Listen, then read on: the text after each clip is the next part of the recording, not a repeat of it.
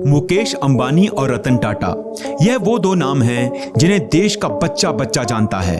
दोनों की गिनती देश के सबसे बड़े बिजनेसमैन में से होती है और दोनों ही अक्सर अलग अलग कारणों से चर्चा में रहते हैं।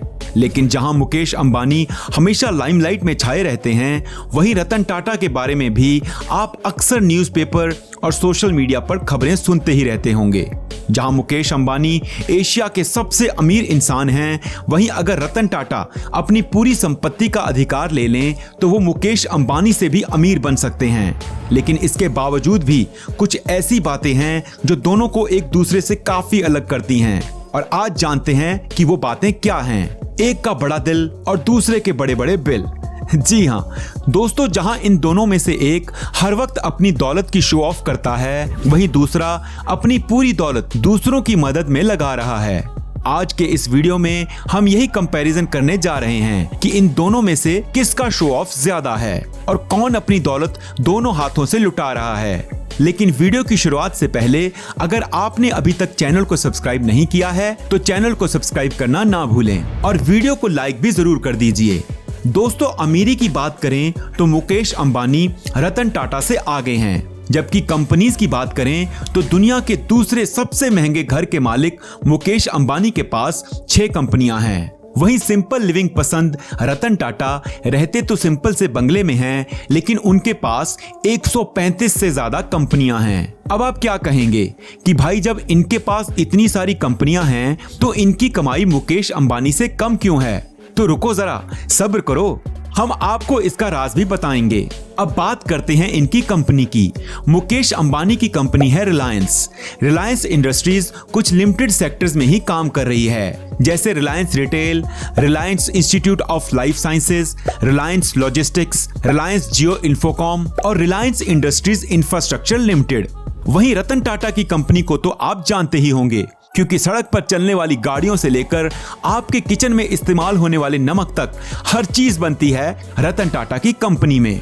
इनमें से कुछ खास हैं TCS, Tata Alexis, Tata steel, Tata Motors, Titan, Tata chemicals और द टाटा पावर कंपनी। सबसे पहले बात करते हैं दोनों की कंपनी की शुरुआत से। टाटा ग्रुप की शुरुआत जमशेदजी टाटा ने 1839 में कर दी थी। उस समय उन्होंने केवल 21,000 रुपए से एक कपड़ा टेक्सटाइल की शुरुआत की थी और आज इस कंपनी की नेटवर्थ 5 लाख करोड़ से भी ज्यादा है। ग्रेजुएशन खत्म करते ही उन पर परिवार की जिम्मेदारियां पूरी तरह आ गई थी और किसी तरह एक एक पैसा जोड़कर उन्होंने 21,000 रुपए जोड़े और नागपुर में अपनी टेक्सटाइल मिल की शुरुआत की। और इस काम में उन्हें इतना प्रॉफिट हुआ कि उन्होंने 3 और ऐसे प्रोजेक्ट स्टार्ट करने की योजना बनाई जिसका फायदा पूरे देश को मिल सके। उनकी मौत के बाद उनके बेटे दोराबजी टाटा ने उनके सपने को पूरा किया और आयरन, स्टील और हाइड्रो इलेक्ट्रिक पावर में अपने हाथ आजमाए। इसके साथ ही उन्होंने भारत में पहला इंस्टीट्यूट ऑफ साइंस शुरू किया। उनकी मौत के बाद 1938 में टाटा ग्रुप की सारी जिम्मेदारी उनके बेटे जहांगीर रतन जी दादा भाई टाटा यानी JRD टाटा के कंधों पर आ गई और उन्होंने अपनी मेहनत से अपनी 14 कंपनियों को 95 कंपनियों में बदल दिया। JRD टाटा ने ही देश की पहली एयरलाइंस टाटा एयरलाइंस की शुरुआत की थी, जिसे बाद में सरकार ने टेक ओवर कर लिया था और उसे एयर इंडिया नाम दिया था। इनके बाद इस काम को आगे बढ़ाने की जिम्मेदारी रतन नवल टाटा जी को मिल गई और उन्होंने इस जिम्मेदारी को बखूबी निभाया और आज टाटा न केवल देश की बल्कि दुनिया की सबसे भरोसेमंद कंपनियों में से मानी जाती है। अब बात करते हैं मुकेश अंबानी की कंपनी रिलायंस की। मुकेश अंबानी के पिता धीरू भाई अंबानी ने कंपनी को इस मुकाम तक पहुंचाने के लिए काफी मेहनत की है। वह ज्यादा पढ़े लिखे नहीं थे, काम करने के लिए विदेश गए तो अपनी कमाई जोड़कर वापस मुंबई आ गए और यहां आकर रिलायंस कमर्शियल कॉर्पोरेशन की शुरुआत की, जो कि यार्न में ट्रेड करती थी। इसके बाद उन्होंने विमल नाम से कपड़ों की कंपनी शुरू की। इसके बाद उन्होंने स्टॉक का काम भी किया। उस समय ज्यादातर लोगों को इन्वेस्टमेंट की जानकारी नहीं थी, इस वजह से उस समय इन्वेस्टर्स और कंपनी दोनों को काफी फायदा हुआ और कभी 70,000 से शुरू हुई एक कंपनी 2002 आते आते 75,000 करोड़ की हो गई। उनके जाने के बाद उनके दोनों बेटों मुकेश और अनिल अंबानी ने उनके काम को आपस में बांट लिया। लेकिन जहां मुकेश अंबानी ने अपनी बेहतरीन बिजनेस स्किल्स के चलते अपने बिजनेस को आसमान पर पहुंचा दिया, वहीं अनिल अंबानी का पूरा बिजनेस डूब गया।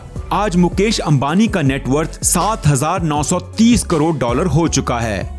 चलिए बात करते हैं दोनों की लाइफस्टाइल के बारे में और यही हम जानेंगे कि कैसे 135 कंपनियां होने के बाद भी रतन टाटा की नेटवर्थ मुकेश अंबानी से कम है। सबसे पहले बात करते हैं इनके घर की। तो जहां मुकेश अंबानी दुनिया की सबसे महंगी बिल्डिंग में से एक एंटीलिया के मालिक हैं, जो कि एक 27 मंजिला इमारत है, वहीं रतन टाटा आज भी सिंपल लिविंग में यकीन करते हैं और एक आम से बंगले में रहते हैं। बात करें कंपनियों पर मालिकाना हक और शेयर्स की, तो मुकेश अंबानी रिलायंस में 48% शेयर के अकेले मालिक हैं। तो जब कंपनी के आधे शेयर्स ही उनके नाम हैं, तो जाहिर सी बात है कि कंपनी की वैल्यू बढ़ने से उनकी नेटवर्थ भी बढ़ती चली गई और सितंबर 2020 में मुकेश अंबानी का नेटवर्थ 28 बिलियन डॉलर हो चुका था। और अगर बात करें रतन टाटा की, तो उनकी कंपनी में 1% से भी कम शेयर उनके पास है, क्योंकि उनकी कंपनी का 66% शेयर उनकी ही कंपनी के अलग अलग ट्रस्ट जैसे Sir Ratan Tata trust, Sir Dorabji Tata trust, Tata education trust जैसी संस्थाओं के नाम पर है। यह कंपनियां education, health, livelihood generation, art and culture जैसे अलग अलग सेक्टर्स में काम कर रही हैं। रतन टाटा अपनी कंपनी का 2/3 हिस्सा देश और देशवासियों के लिए दान कर देते हैं।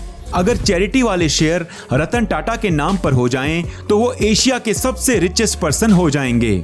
मुकेश अंबानी को हमेशा से लग्जरियस लाइफ जीने का शौक रहा है और वो हमेशा अपने खर्चे की वजह से चर्चा में रहते हैं। उन्होंने अपनी बेटी की शादी में 110 करोड़ रुपए खर्च किए। उनके पास महंगी महंगी गाड़ियां और प्राइवेट जेट सब कुछ है। उनकी पत्नी नीता अंबानी IPL की एक क्रिकेट टीम मुंबई इंडियंस की मालिक भी हैं और वो हमेशा अपनी महंगी ज्वेलरी और कपड़ों की वजह से चर्चा में रहती हैं।